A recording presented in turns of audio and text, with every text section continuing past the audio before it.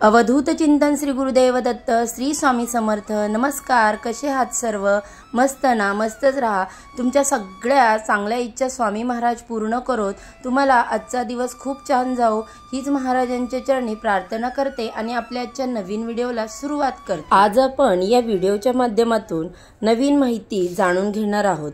आजची जी माहिती असणार आहे ती खास दत्त जयंती निमित्त असणार आहे, कारण 4 डिसेंबर 2025 रोजी वार गुरुवारी आलेली आहे दत्त जयंती आणि अगदी वर्षभर आपण ज्या दिवसाची वाट पाहत असतो तो दिवस येत्या 4 तारखेला आलेला आहे। त्यामुळे या दत्त जयंती निमित्त आपल्याला त्या अगोदर काही सेवा सुरू करायच्या असतात। आता त्या अगोदर 21 दिवसांची सेवा असते, 11 दिवसांची सेवा असते।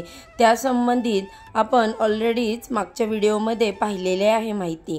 पण ज्यांना काही सेवा करणं अजूनही शक्य झालं नाही त्यांच्यासाठी आजपासून 4 तारखेपर्यंत अतिशय सोपी अशी सेवा आहे। आता सोपी जेव्हा अवघड सेवा, मग सोप्या सेवेने कमी फळ मिळतं, अवघडने जास्त मिळतं असं काही नाही। आपला शेवटी विश्वास किती आहे किंवा मग आपण श्रद्धा किती ठेवतो, आपल्या अंतःकरणापासून सेवा करतो का, आपली सेवेसाठी किती तळमळ आहे यावर सगळ्या काही गोष्टी अवलंबून असतात।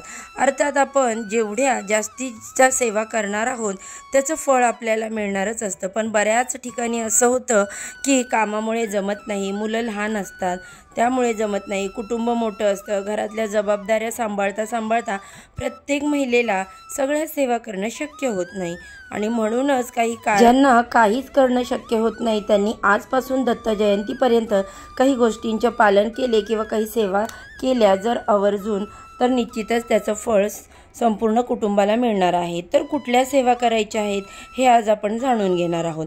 आता त्या अगोदर आज आपण 4 तारखेपर्यंत अखंड नामजप यज्ञ सप्ताह प्रत्येक दिंडोरी प्रणित केंद्रामध्ये सुरू होणार आहे, स्वामी मठांमध्ये सुरू होणार आहे। प्रत्येकाची इच्छा असते की केंद्रात देवाच्या स्थानी जाऊन आपण पारायण करावं, पण अगदी प्रत्येकाला शक्य होत नाही। त्यामुळे तुम्ही घरी जरी पारायण केलं तरीही चालणार आहे। किंवा काही महिला अशा असतील की याच आठवड्यात त्यांचा मासिक धर्म येणार असेल आणि मग इच्छा असूनही त्यांना पारायणाला बसणं शक्य होणार नाही। तर अर्थात जर अशा गोष्टी घडणार आहे तर नक्कीच नैसर्गिक गोष्टी आहेत ह्या आणि त्यामध्ये आपला काही दोष नाही।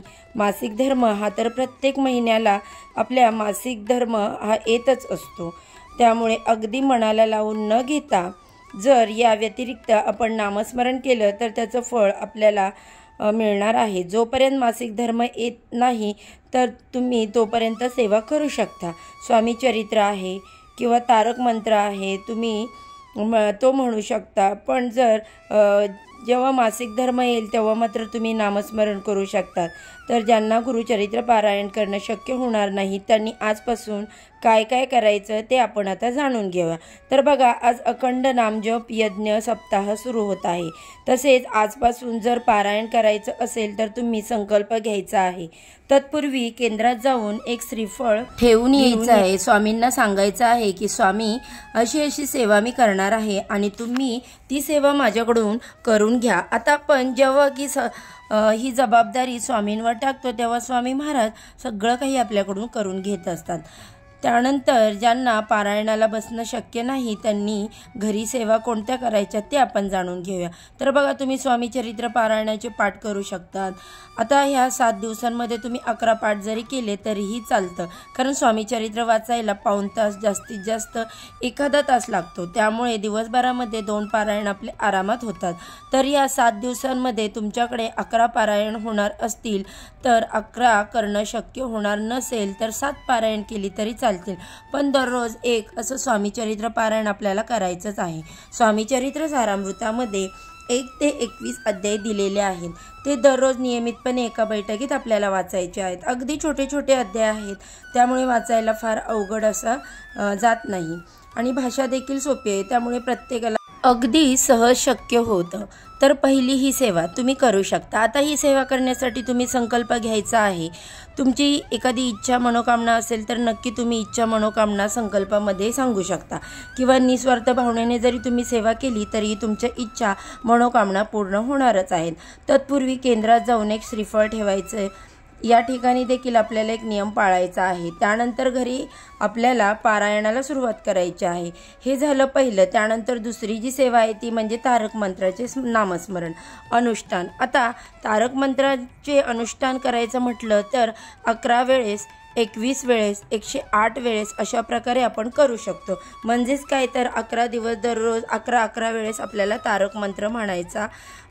असं झालं 11 तारक मंत्रांचं अनुष्ठान तर तुम्हाला म्हणायचं असेल तर उद्यापासून तुम्ही दररोज न चुकता 11 वेळेस किंवा जर आता 7 दिवसांमध्ये तुम्हाला करायचं असेल तर तुम्ही दररोज 7 वेळेस 7 दिवसांचं अनुष्ठान करू शकता।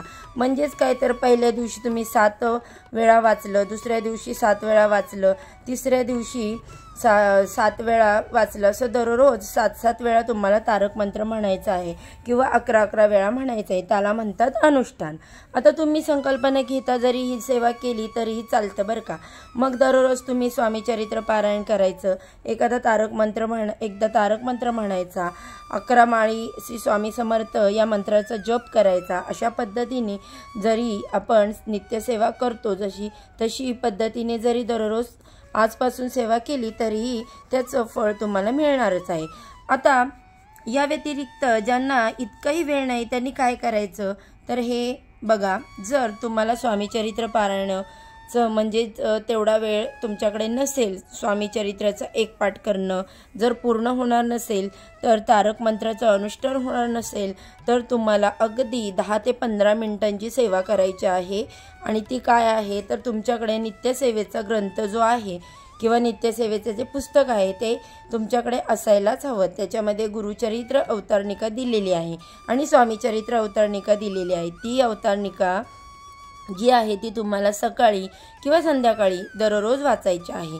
यात 7 दिवसामध्ये जर तुम्ही रोज स्वामी चरित्र अवतारणिका आणि गुरुचरित्र अवतारणिका वाचली तर तुम्हाला गुरुचरित्र वाचल्याचे फळ आणि स्वामी चरित्र वाचल्याचे फळ प्राप्त होणार आहे। ही सेवा करण्यापूर्वी ओम गणगणपतये नमः ही एक माळ श्री स्वामी समर्थ मंत्राची शक्यतो 11 माळ जप करण्याचा प्रयत्न करा।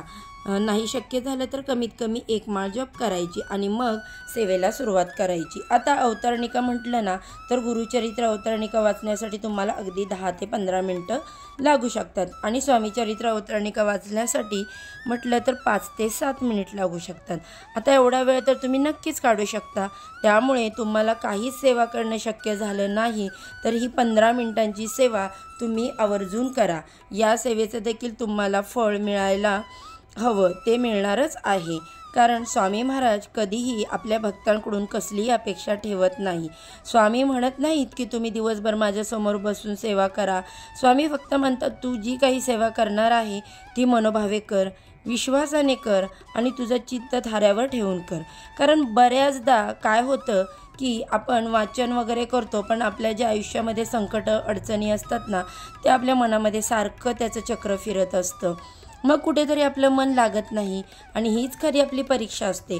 आपण जेव्हा वाचन करायला बसतो तेव्हा आपली दुःख, आपली संकट आपल्यासमोर फिरणारच आहेत आणि तरीही त्यापासून थोडंसं वेगळं होऊन स्वामींशी, दत्त महाराजांशी एकरूप होण्याचा आपल्याला प्रयत्न करायचा आहे। जेव्हा आपण स्वामींशी एकरूप होण्याचा प्रयत्न करतो तेव्हा स्वामी महाराज आपोआप आपल्या आयुष्यातील दुःख अडचणी कमी करतात। आणि या व्यतिरिक्त तुम्ही जर दररोज गुरुचरित्रातील 18वा अध्याय वाचला तर त्याने तुमच्या आर्थिक अडचणी संपण्यास मदत मिळेल। त्यामुळे आर्थिक समस्या जास्त प्रमाणात असतील, अगदीच समस्या सुटण्याचं नावच घेत नसतील तर नक्कीच तुम्ही आजपासून 18वा अध्याय वाचायला सुरुवात करा। आजपासून तुम्ही दत्त जयंतीपर्यंत वाचू शकता किंवा जर इथून पुढे तुम्हाला वाचण्याची इच्छा असेल तर तुम्ही नक्कीच वाचू शकता। त्यानंतर आपल्याला जर गुरूंचा आशीर्वाद कायमस्वरूपी प्राप्त व्हावा असं वाटत असेल तर गुरुचरित्रातील 9वा अध्याय वाचावा। गुरुचरित्रामध्ये एकूण 1 ते 52 अध्याय दिलेले आहेत। 53वा जो अध्याय आहे त्यामध्ये अवतारणिका सांगितलेली आहे। त्यामुळे 1 ते 52 प्रत्येक अध्यायाचं काही ना काही महत्त्व आहे। जसं की काही अध्याय जे असतात ते आपल्याला गुरूंचा आशीर्वाद प्राप्त करण्यासाठी असतात, आर्थिक समस्या सुटण्यासाठी असतात। काही त्याचबरोबर जर आपल्याला काही वाईट बाधा झालेली असेल तर नक्कीच त्यामध्ये देखील तसे अध्याय दिलेले आहेत। आपली जशी समस्या आहे तशा पद्धतीने आपण गुरुचरित्राचं वाचन केलं किंवा तो अध्याय जरी आपण वाचला तरी त्याचा सकारात्मक बदल आपल्या आयुष्यावर दिसून येतो। तर बघा, आपल्याला संतान प्राप्ती होत नाही त्यासाठी देखील गुरुचरित्रातील 22वा अध्याय दिलेला आहे। या व्यतिरिक्त 39वा जो अध्याय आहे त्याचं देखील त्यासाठीच महत्त्व आहे। फक्त काही गोष्टींचे नियम आपल्याला पाळावे लागतात। ते नियम जर आपण पाळले आणि सेवा केल्या तर आपली अशी कुठलीही इच्छा अपूर्ण राहत नाही। आपण स्वामींना जे काही मागत असतो स्वामी आपल्याला ते मन मोकळेपणाने देत असतात। फक्त बऱ्याचदा असं होतं की प्रत्येक गोष्टीची वेळ ठरलेली असते आणि आपल्याला मात्र घाई असते आणि मग कुठेतरी आपण स्वामींवर नाराज होतो। म्हणून इच्छा आकांक्षा तर काय आपल्या कधीच संपणार नाहीत, त्या पूर्ण होणारच आहेत। पण तरीही जर निस्वार्थी भावनेने आपण स्वामींकडे काही मागितलं किंवा स्वामींची सेवा केली तर निश्चितपणे महाराज सदैव त्यांचं कृपाछत्र आपल्यावर ठेवत असतात। तर दत्त जयंतीपर्यंत ही 15 मिनिटांची सेवा करा। स्वामी चरित्र, गुरुचरित्र, अवतारणिका वाचा। त्यासोबत तारक मंत्र देखील अतिशय प्रभावी आहे। जे जे तुम्हाला शक्य होईल आणि ते आवर्जून करण्याचा प्रयत्न करा आणि त्याचा तुम्ही नक्कीच लाभ घ्या। तर बघा, या व्हिडिओमध्ये सांगितलेली माहिती तुम्हाला कशी वाटली ती कमेंटमध्ये मला नक्की सांगा। व्हिडिओ जर आवडला असेल तर व्हिडिओला एक लाईक करायला विसरू नका। चला तर आजच्या व्हिडिओचा इथेच एंड करते। झालेली सेवा स्वामी महाराजांनी दत्त महाराजांच्या चरणी अर्पण करते आणि उद्या अशाच छानशा माहितीसोबत पुन्हा नव्याने भेटू। सर्वांना श्री स्वामी समर्थ। दिगंबरा दिगंबरा श्रीपाद वल्लभ दिगंबरा।